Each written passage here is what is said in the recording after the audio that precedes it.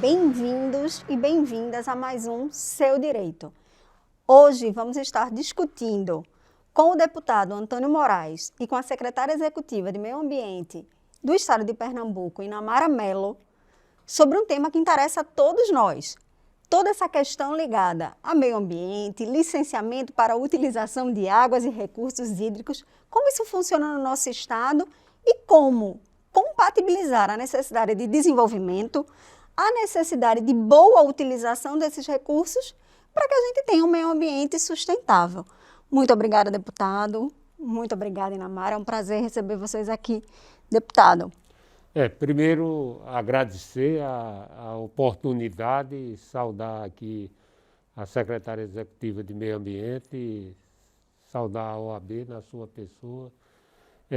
A gente tem uma preocupação muito grande como parlamentar e pelas cobranças que a gente recebe, principalmente na questão da agricultura familiar no interior do estado, naquilo que diz respeito a licenciamento ambiental e outorga da água utilizada pelos pequenos e médios agricultores do estado de Pernambuco. Com essa preocupação, a gente criou um fórum na Assembleia Legislativa com a participação do Ministério Público Estadual, com a participação da secretária Fernanda Batista, que tem nos ajudado bastante nessa questão da água aqui no estado de Pernambuco, com a Compesa, com a PAC e com o CPRH. E a proposta seria da gente melhorar a questão da outorga, uma vez que o pequeno agricultor ele tem uma dificuldade enorme para acessar a isso. E, na verdade, o banco, principalmente o Banco do Nordeste, que dispõe de recursos para aplicar na agricultura, eles ficam impedidos de chegar até o pequeno e médio agricultor, porque, por lei, eles só podem fazer isso se tiver a outorga da água utilizada naquela propriedade e o licenciamento ambiental. Então, o dinheiro está no banco, o recurso está disponível, mas, infelizmente, uma grande parcela da população mais longínqua lá do interior do estado de Pernambuco, a gente não consegue acessar a esse financiamento. Então, a ideia seria a gente aumentar o teto. O Banco do Nordeste nos mandou uma tabela onde ele mostra que Sergipe, até 60 metros cúbicos por dia, não precisa de outorga, é liberado.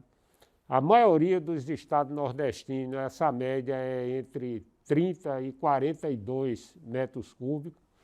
Pernambuco é 5 metros cúbicos. Então, praticamente, a gente não tem a liberação da outorga, nem para quem faz a agricultura familiar.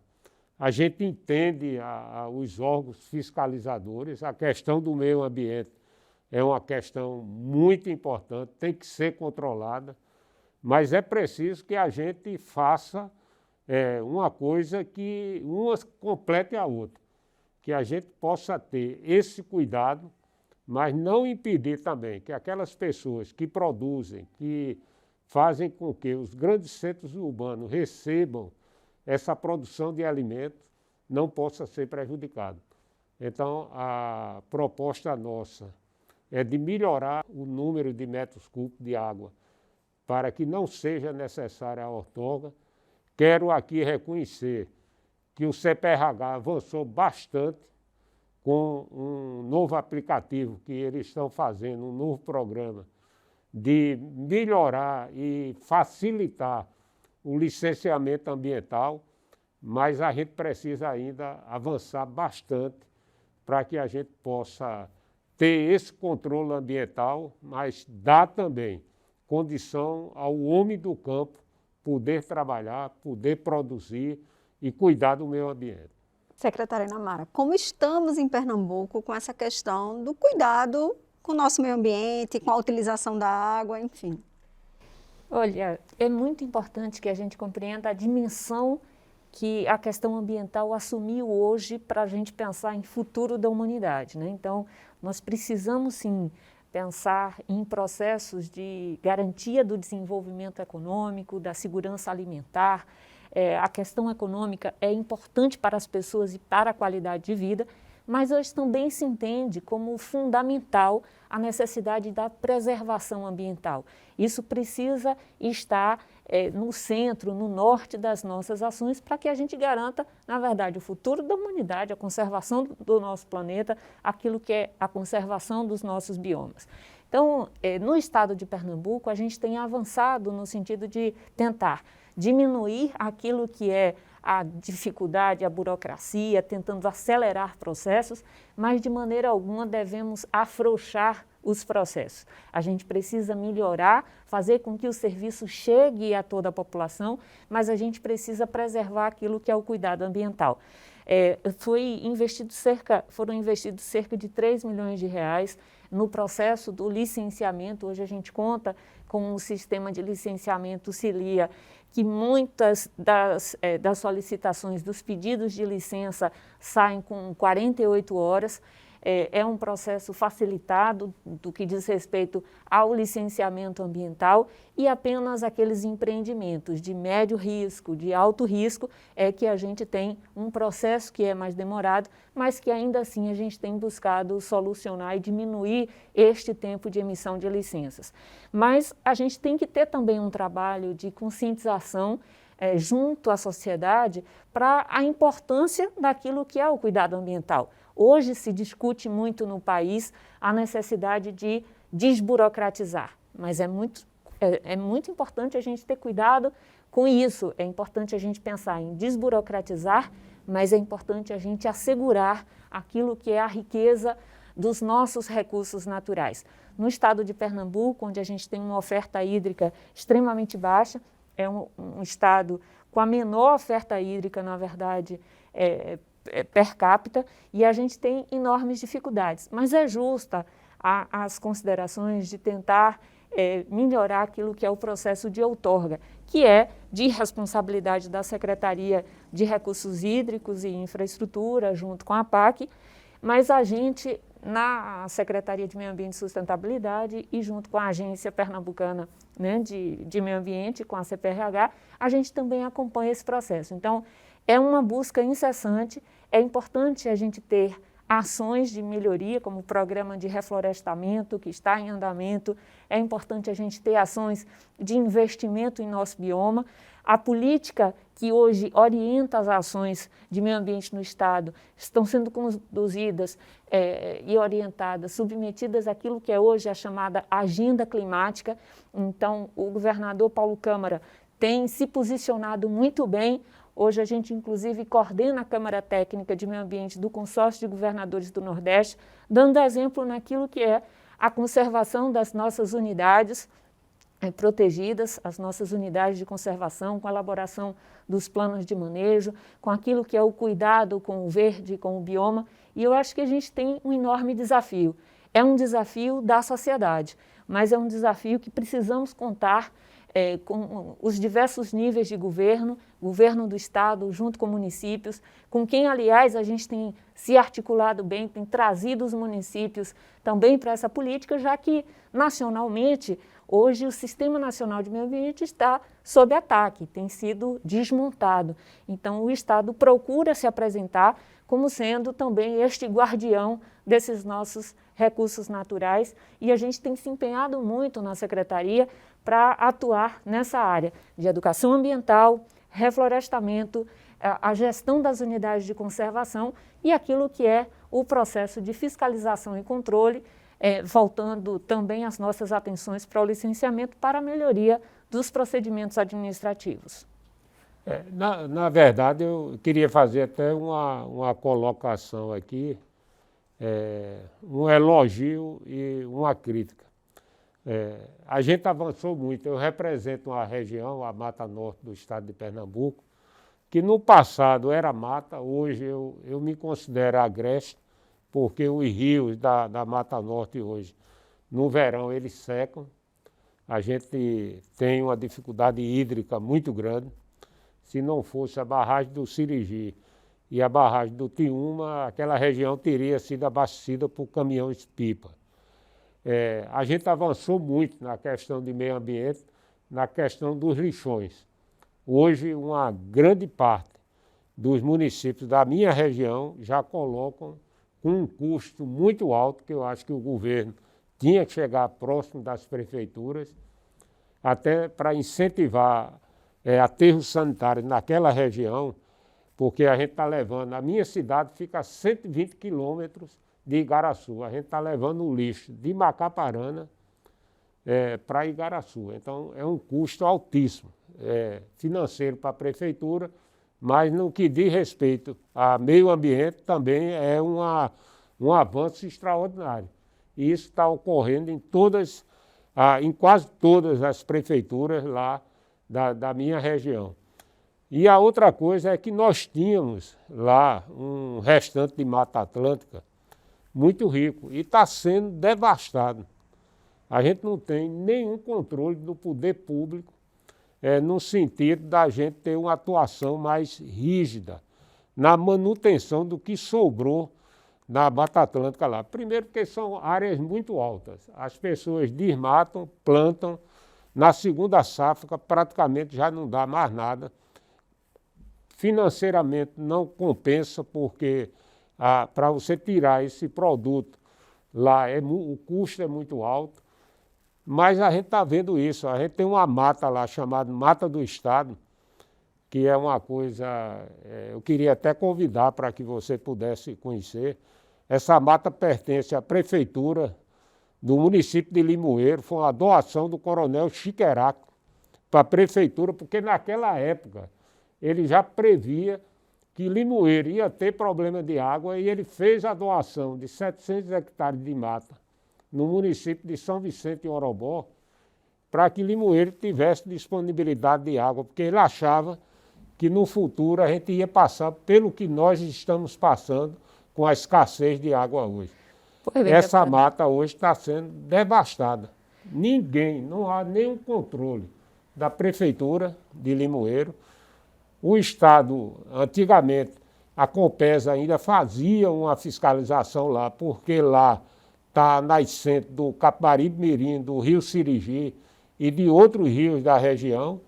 Infelizmente, hoje estão abandonados. A gente já teve mais de 300 hectares devastados de mata lá, invadidos, porque a gente não tem o controle público dessa área. Então, era muito importante que essa preocupação também a gente tivesse no sentido de fazer essa preservação. Claro.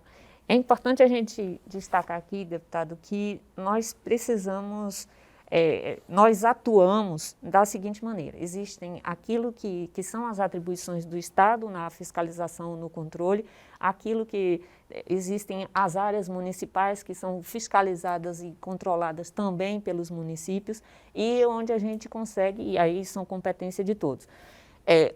De antemão, sem saber qual é a área, eu já me comprometo aqui, assim que terminar o programa, a gente verificar, fazer a fiscalização, buscar desta área específica que o senhor traz aqui. Mas, de um modo geral, e a gente precisa voltar ao tema anterior sobre licenciamento, hoje a questão do manejo daquilo que é a nossa produção, a nossa agricultura, a pecuária, isso representa um fator importante para o desmatamento no nosso estado, isso representa uma ameaça também naquilo que diz respeito ao aumento das emissões de gases de efeito estufa.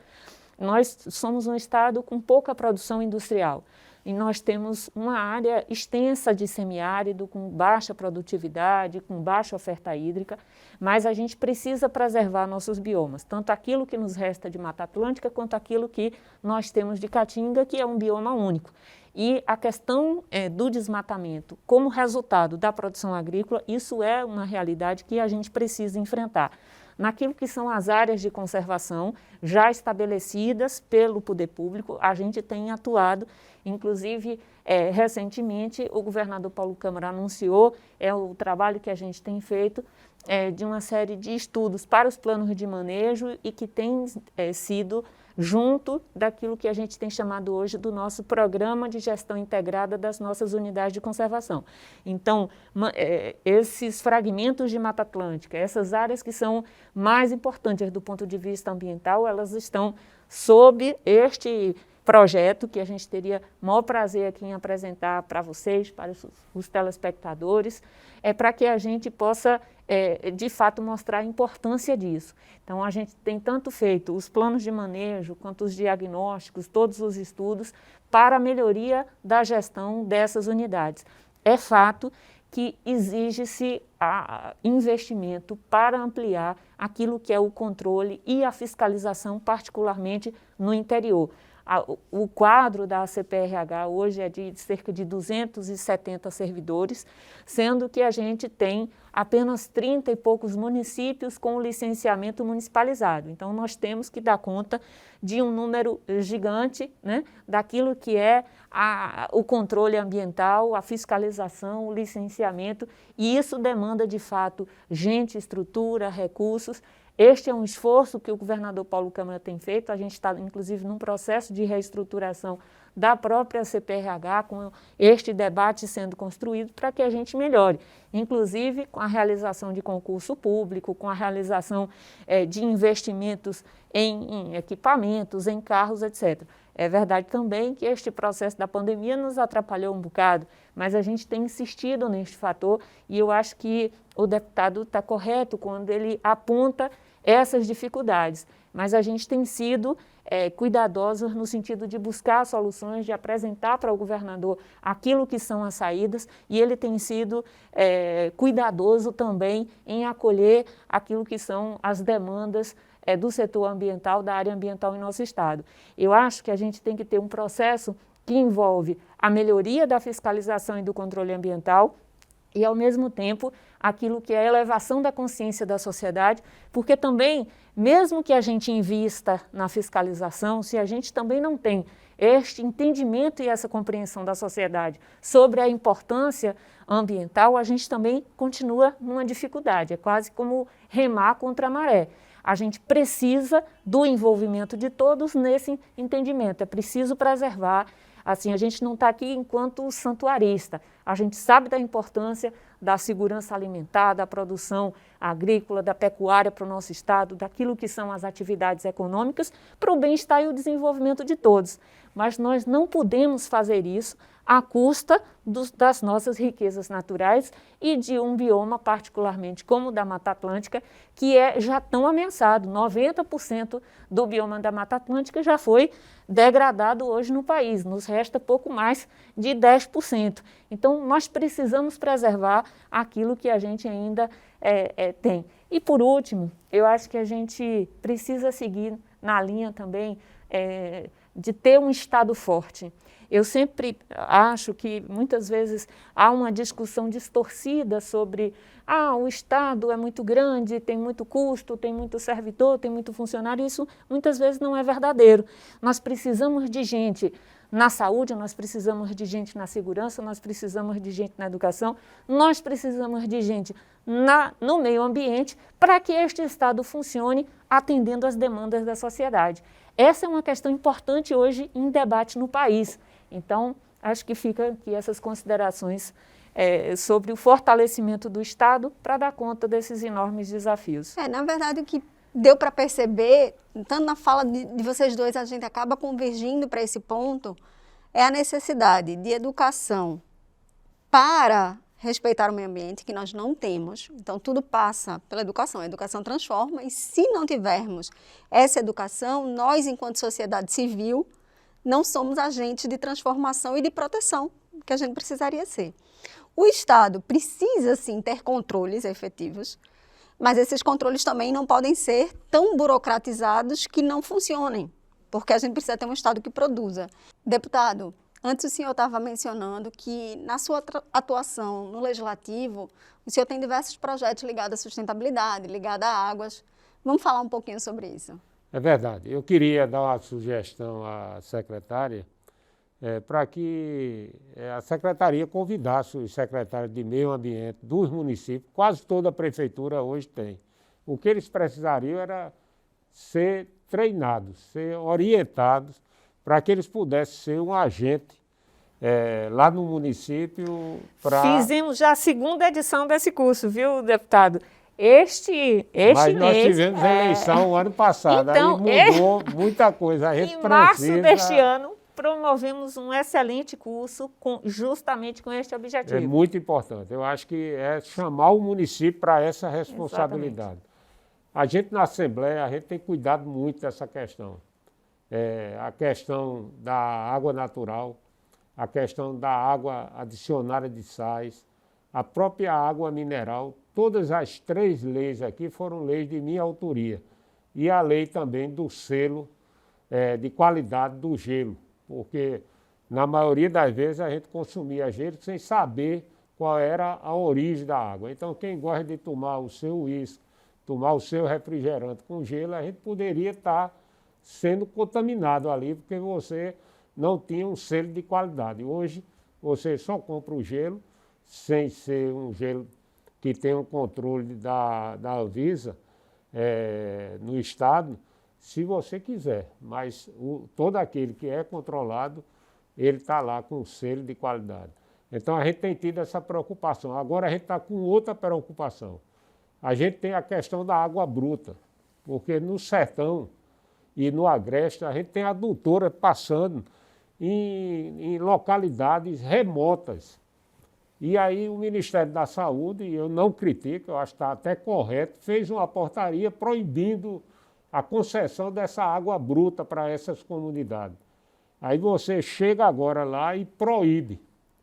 Na questão da saúde pública até se entende, embora que as pessoas assinavam um termo de responsabilidade, onde eles sabiam que aquela água não poderia ser consumida. Ela era usada para casa, para higiene pessoal, para cozinhar, mas não poderia beber aquela água. Agora proibiram.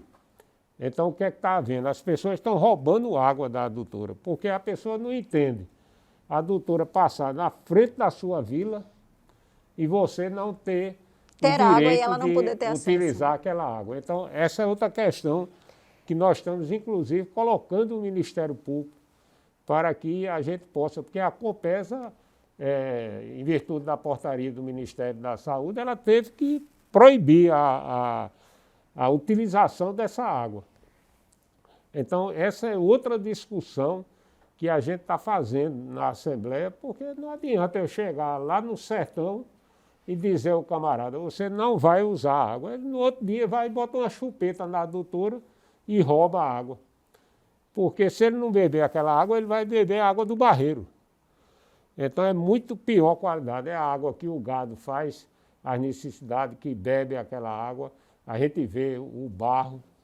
Então é uma coisa difícil. É uma área que realmente eu entendo que é preciso que a gente converse muito, os órgãos de controle do Estado mantenham sempre conversando sobre essas questões aqui que são fundamentais, pelo que a secretária colocou aqui, que Pernambuco é um estado muito pobre em recursos hídricos e que a gente precisa realmente fazer alguma coisa para que a gente possa conviver com a pouca água, com a produtividade e também com menos burocracia para a gente acessar a essa pouca água que a gente tem.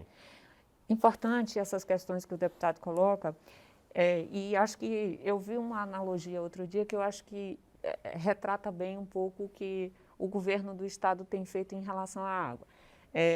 Dizia-se que aquilo que Miguel Arraes tinha feito em relação à eletrificação rural e levar energia para a população, era esses os investimentos e o grau de investimentos em recursos hídricos que hoje a gente tem com o governador Paulo Câmara. Agora, é preciso ter a obra que vai levar esta água para a população, mas é preciso também investir nos serviços ecossistêmicos. A obra cinza apenas não dá conta da gente resolver o problema da oferta hídrica. Então, a gente tem que cuidar das nascentes, a gente tem que cuidar dos nossos rios, que são poucos, a gente precisa cuidar daquilo que é a nossa biodiversidade junto ali a áreas de produção hídrica. E para isso a gente precisa ter o apoio de todos os municípios para essa articulação funcionar. E daí porque o deputado chama a atenção sobre a necessidade da gente ter os secretários de meio ambiente dos municípios também envolvidos nisso. Deputado, nós temos tido um esforço muito grande para fazer justamente essa tarefa. A gente já tinha feito uma versão anterior e no iniciozinho deste ano, nós, sabendo que toda a equipe tinha sido modificada, nós oferecemos uma capacitação para esses secretários, colocando todas as questões e aquilo que seriam as obrigações dos municípios. E a gente tem agora um projeto que é para trazer os municípios para a agenda climática. O governo do estado deve lançar até fevereiro de 2022 aquilo que é a nossa trajetória de descarbonização, ou seja, o que nós devemos fazer, como agir para reduzir a nossa emissão de gás de efeito estufa. Então, os municípios têm um papel muito importante e a gente está buscando a capacitação também desses municípios para chegar neste momento. É também muito importante a gente pensar o seguinte: a articulação de todos os poderes, seja do legislativo, do executivo, ou o próprio judiciário, a atuação do Ministério Público nesta concertação. E, de fato, nós precisamos até compreender melhor a atuação de todos os poderes para que a gente consiga até saber quais os caminhos. Eu acho que nós estamos conseguindo, quais os passos que a gente tem conseguido dar. E eu acho que Pernambuco tem tido um planejamento importante nesse aspecto, que é importante a gente publicizar, divulgar mais acerca desse trabalho, para que a sociedade, inclusive, incorpore como conquista. Então, nós precisamos chegar mais nos municípios. Hoje, dos 180... E no cidadão comum, né? Exatamente. Porque o cidadão muitas vezes não sabe o que está sendo feito. Dos 184 municípios, o senhor falou sobre resíduos sólidos, acho que a gente ainda tem 60% de municípios, salvo engano, que ainda dispõem lixo nos lixões e não em aterro sanitário. E existe, sim, também um esforço para a gente zerar os lixões. E tem, inclusive, prevista uma conferência de resíduos sólidos, onde a gente está buscando a concertação de todos esses poderes para a gente garantir zerar os lixões no estado de Pernambuco muito em breve. Ou seja, temos um desafio enorme, porque é um problema multifatorial, envolve a necessidade de diversos agentes, desde a sociedade civil até cada um de nós, e cada um dos poderes. Antes de terminarmos, eu queria pedir aqui para vocês uma sugestão, uma indicação de leitura. O que o nosso telespectador deveria ler sobre a matéria, deputado? Olha, eu tenho um livro que eu gosto muito, ele fala sobre memórias dos engenhos, que retrata a agricultura nossa desde o primórdio até hoje. É um livro que foi escrito por Sérgio, que foi jornalista do Jornal do Comércio, e que ele dá uma concepção muito boa do que é a questão de meio ambiente, o que era feito no passado e o que nós perdemos e o que nós fazemos hoje de mal para o meio ambiente. Então, eu acho que é muito importante. Inamara. Eu fico com duas indicações. Uma é a Política de Mudança Climática, de Anthony Giddens, que trata daquilo que é o desafio ambiental dos nossos tempos, e ele traz isso de forma muito forte, e também um livro do Henrique Leff, Saber Ambiental, que eu acho que põe a nu aquilo que é o conceito do desenvolvimento sustentável. Nós precisamos de um novo modelo de desenvolvimento. Então, seriam essas as minhas recomendações. E para finalizarmos, um bate-bola bem rapidinho. Eu falo uma palavra, primeiro o deputado e depois Inamara respondem com a palavra que vier na cabeça de vocês. Meio ambiente. Eu acho que vida. Futuro. Águas. Vida também. Sobrevivência. Pernambuco. Esperança. Coragem. Brasil. Muita sorte. Eu acho que a gente tem que ter esperança, sim. Eu agradeço enormemente a disponibilidade de vocês de estarem aqui conosco hoje. Muito obrigada, Antônio Moraes, muito obrigada, Inamara Mello. E você, continue nos acompanhando. O Seu Direito é um programa da Alep, em parceria com a OAB Pernambuco, para levar para você cidadão, elementos para que a gente tenha uma cidadania mais ativa. Fique conosco.